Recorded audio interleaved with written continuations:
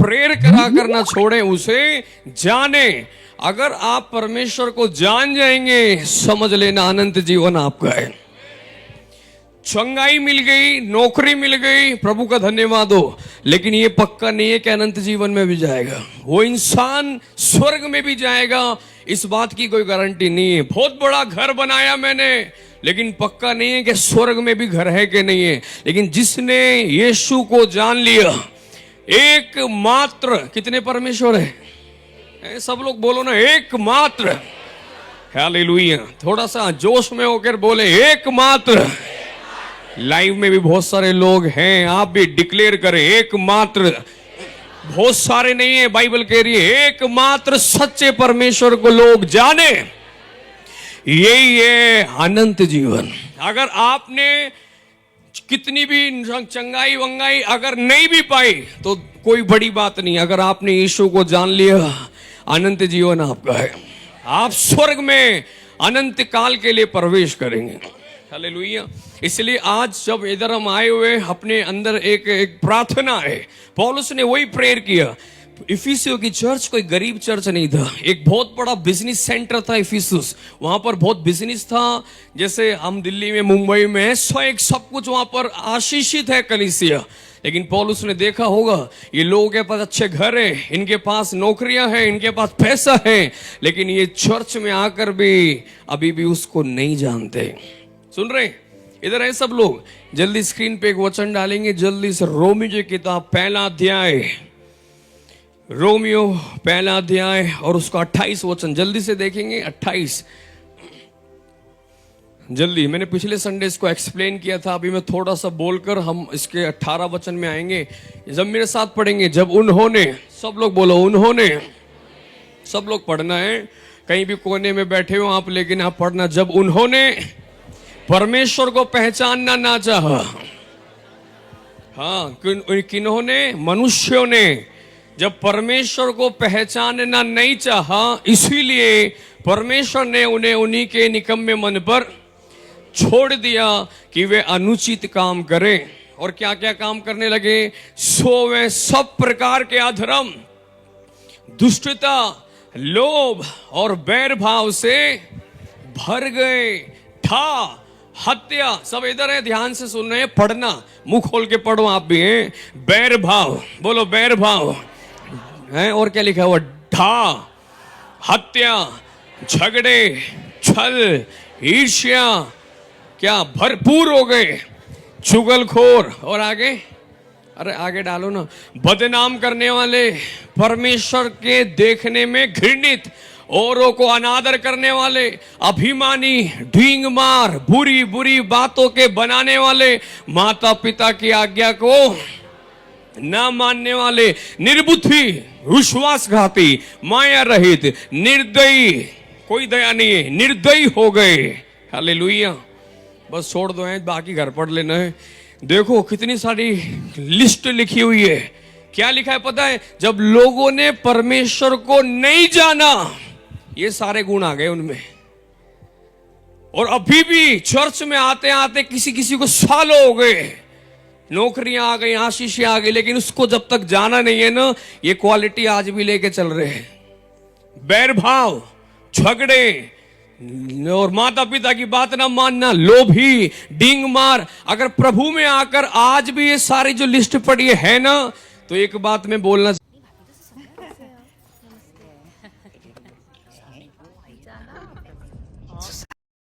ये सब क्वालिटियां बदलनी शुरू हो जाएगी। ये सब कब आया मनुष्य के जीवन में? जब मनुष्य ने उसे पहचानना ना चाहा, उसे जानने की कोशिश नहीं किया। हालेलुया। ये बड़े दुख की बात है कि अभी भी लोग बैर में, झगड़े में, लड़ाइयों में और लोभी होकर प्रभु में भी है। वो सिर्फ आज भी दुनिया की चीजों के पीछे आ रहे हैं। जिस दिन एक व्यक्ति परमेश्वर को जानने लग जाएगा, उस दिन उसका करैक्टर बदलना शुरू हो जाएगा, स्वभाव में चेंज आएगा। लो, अभी जो सिस्टर ने बोला, अब धन का लोभ चला गया, प्रभु को जानने लग गई। अभी ये साइन दिखाई दिया। जब आपको पता है जक्कई के घर में यीशु आया, तो उसके बाद उसने क्या किया? बोला, मैंने जिस जिसका भी पैसा गलत तरीके से लिया है, आज 4 गुना वापस दूंगा। उससे पहले वो पैसा गलत तरीके से कमा रहा था, लेकिन यीशु को जब उसने सच में जाना, ये उद्धार करता है, ये सच्चा परमेश्वर है, उसने पैसा दूसरों को देना शुरू कर दिया। पैसे के पीछे लालची और लोभी पैसा देने लग गया। सुन रहे? चेंज आएगा, करेक्टर में चेंज, सोच में चेंज, जैसे एक इंसान परमेश्वर को जानने लग गया। हालेलुया। पता चल जाता है कि अब ये यीशु को जानने लगे। हालेलुया, बोलो यीशु मसीह की। तो घर जाके फिर से पढ़ना इन सारे वचनों को, और जल्दी से फिलिपियों की किताब 3 अध्याय और उसका 5 वचन से देखेंगे। जल्दी से 3 अध्याय 5 वचन। समय रहा तो फिर हम आगे जल्दी इफिसियों की किताब में से कुछ बातें, आज महत्वपूर्ण बातें सीखेंगे। 3 का 5 मेरे साथ पढ़ेंगे। 8वें दिन मेरा खतना हुआ। ये मेरा नहीं हुआ, पौलुस बोल रहे हैं, हाँ अपना मत बोलो, ठीक है। 8वें दिन पौलुस का खतना हुआ। इज़राइल के वंश और बिन्यामीन गोत्र का हूं, इब्रानियों का इब्रानी, व्यवस्था के विषय में यदि कहो तो फरीसी हो। हालेलुया। पौलुस अपने विषय में अपनी एक पहचान बता रहे हैं, जो दुनिया में रहते हुए उसकी पहचान थी। क्या कह रहे हैं? 8वें दिन मेरा खतना हुआ। अब इधर देखो सब लोग हैं, क्यों पौलुस ने ये बातें फिलिपियों के बीच में बोला? वहां पे लोग घमंड करते थे, अपनी जाति का घमंड, अपने गोत्र का घमंड, अपने बैकग्राउंड का घमंड, अपने पैसों का घमंड। इस रीति से लोग घमंड में रहते थे और उनको दुनिया में से मिली गई पहचान पर बड़ा गर्व होता था। मैं ये हूं, मैं वो हूं, मैं ये हूं, मैं वो हूं। पौलुस आके खड़े होकर उनको करेक्ट करने के लिए आया और पौलुस ने बोला, भाई साहब 8वें दिन मेरा खतना हुआ। 8वें दिन खतने का मतलब है कि अब्राहम के वंश का हूं मैं। उस जमाने में अगर ये कोई बोल दे मैं अब्राहम के वंश का हूं, उसको डबल आदर मिलता था, क्योंकि परमेश्वर ने अब्राहम को आशीष किया। लोग उसको अपना आत्मिक पिता मानते थे और ये व्यक्ति तो वंश से ही उसका निकल के आया, इस्राएल का वंश। और क्या लिखा? बिन्यामीन गोत्र। बोलो बिन्यामीन गोत्र। याकूब का बेटा था बिन्यामीन। सब लोग इधर है ना, इधर सुन लेना ध्यान से बस है। बिन्यामीन याकूब का बेटा था। जैसे ही बिन्यामीन का जन्म हुआ, उसकी मम्मी एक्सपायर हो गई, इसलिए याकूब उसे बहुत प्यार करता था, उसको ज्यादा और सबसे ज्यादा केयर और प्यार सब करता था उसका। और इस रीति से परमेश्वर ने भी बिन्यामीन को बहुत प्यार किया। हम बाइबल में देखते पहला इज़राइल का राजा बिन्यामीन गोत्र का था, जिसका नाम क्या था? शाऊल। ये भी बड़ी अद्भुत बात है। देखें, ये भी शाऊल, वो भी शाऊल, वो भी बिन्यामीन गोत्र का था, ये भी बिन्यामीन गोत्र का था। बिन्यामीन गोत्र उस समय में, जब ये बाइबल में पौलुस लिख रहे, एक बड़ा गोत्र माना जाता था। वो गर्व करते थे मैं बिन्यामीन गोत्र का। बाइबल में जितने भी बड़े बड़े भविष्यद्वक्ता थे, ये बिन्यामीन गोत्र के थे। राजा जितने बड़े बड़े रहे, ये सारे बिन्यामीन गोत्र के थे। इसका मतलब बिन्यामीन गोत्र में से राजा पैदा होते थे, राजा जो बनते थे वो बिन्यामीन गोत्र के थे। इधर है क्या? समझ में आ रहे हैं आपको? अब पौलुस खड़े होकर जब बोल रहा है भाई साहब बिन्यामीन गोत्र का हूं, तो इसका मतलब पीछे जाके बैकग्राउंड देखो, सारे राजा थे। मेरे वंश में सब राजा पैदा हुए, ऊंचे ऊंचे पदों पर वो बैठे। हालेलुया। मोर्देकाई, एस्तर भी बिन्यामीन गोत्र के थे। और ऐसे बड़े बड़े सारे बाइबल के अंदर हिस्ट्री में हम देखते हैं ये बिन्यामीन गोत्र में थे। तो पौलुस के पास एक बहुत बड़ा ईगो था बोलने के लिए, मैं बिन्यामीन गोत्र का, मतलब ऊंचा गोत्र है हमारा। हमारे यहां पर भी होते हैं ना। हालेलुया। इधर है सब लोग। अभी अगर पूछेंगे तो सबके गोत्र बाहर आ सकते हैं। मेरा गोत्र ये वाला गोत्र ये वाला। के ध्यान से सुने, आपने और मैंने कितना प्रभु को जाना है, इन्हीं वचनों से हमें सीखने को मिलेगा। फिर वो कहता है मैं इब्रानियों का इब्रानी, व्यवस्था के विषय का हो तो फरीसी हूं, यानी कि पंडित हूं। इस शास्त्र को बड़े अच्छे से सीखने वाला और सिखाने वाला एक पंडित है। लोग उसको सम्मान करते हैं, आदर देते हैं। देंगे कि नहीं देंगे? पंडित जी आए, अरे भाई साहब शास्त्रों का ज्ञान है और बड़ी यूनिवर्सिटी से पढ़कर आया है। बहुत एक ऐसे एक आदर वाली जिंदगी उसको थी। और उसने बोला उत्साह के विषय में कहूं तो कलीसियाओं को सताने वाला, व्यवस्था के कि धार्मिकता के विषय में यदि कहो तो निर्दोष, मतलब वचनों को इतना पालन किया कोई कमी नहीं निकाल सकता।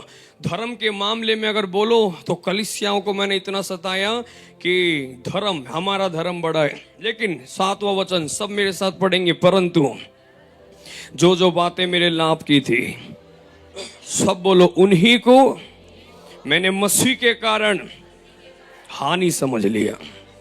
हालेलुया। किसके कारण? मसीह के कारण। जो जो बातें मेरे लाभ की थी, मतलब बिन्यामीन गोत्र का बोलूंगा तो आदर मिलता था, लेकिन अभी जब मैं बोलूंगा मैंने मसीह को स्वीकार कर लिया, वही गोत्र वाले मुझे मारेंगे, वही गोत्र वाले मुझे भगा देंगे। और जहां मैं बोलता था मैं फरीसी हूं, अब उन फरीसियों में जाके जब बोलूंगा ना, पहले सम्मान होता था, अब बोलूंगा मैंने यीशु को अपना प्रभु मान लिया, तो वही फरीसी मारने लग जाएंगे, वही फरीसी भगा देंगे, भाग जाए यहां से, कहां से आ गया तूने धर्म परिवर्तन कर लिया।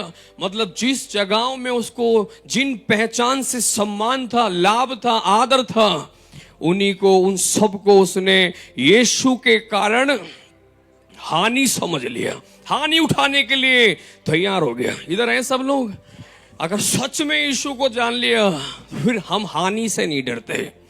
हमारे अंदर से दुनिया के अंदर जिन बातों में हमें सम्मान मिला, आदर मिला, जो लाभ की हैं, हम उन सब की भी हानि उठाने को तैयार हो सकते हैं, क्योंकि आपको पता है इन सब से भी बड़ा मुझे कुछ मिल गया। वही है, परमेश्वर ने पौलुस के ऊपर वो प्रकट किया। और पौलुस क्या कह रहे पता है? मेरे साथ पढ़ेंगे, वरन, सब बोलो, मैं प्रभु अपने यीशु मसीह की पहचान की उत्तमता के कारण, बोलो, सब बातों की हानि समझता हूं। यीशु की पहचान की उत्तमता के कारण, सब बोलो यीशु की पहचान। पौलुस कह रहे मैंने जब यीशु को पहचाना, यीशु को जान लिया, तो अब मेरे को सब बातों की मैं हानि समझता हूं। सब मेरे साथ बोले, जिसके कारण मैंने सब वस्तुओं की हानि उठाई। सब बोलो, उन्हें कूड़ा समझता हूं। सब बोलो कूड़ा। हालेलुया। इधर है सब लोग कुछ कुछ का ध्यान ही तो उधर जा रहा, ध्यान से सुनना है। पौलुस कह रहे यीशु की पहचान की उत्तमता, यानी यीशु को जानने के बाद मुझे क्या नजर आ रहा है? पौलुस कह रहे अब मुझे, जब मैं बोलता हूं ना बिन्यामीन गोत्र, कूड़ा नजर आ रहा है। इब्रानी बोलने में अब कूड़ा नजर आ रहा है। और अगर मैं बोलूं फरीसी, मैंने शास्त्रों का मुझे बहुत ज्ञान है, तो पौलुस कह रहे वो सब कूड़ा है। हालेलुया। इधर है सब लोग क्या? बोलो यीशु मसीह की। अब अपने अंदर झांक झांक के देखो। हालेलुया। आपके अंदर अभी तक भी कूड़ा है तो आज बाहर निकाल देना। हमारे अंदर प्रभु में आने के बाद सालों निकल के लोगों के अंदर से कूड़ा नहीं निकला। अभी भी बोलेंगे मेरा गोत्र पता है, मेरी जाति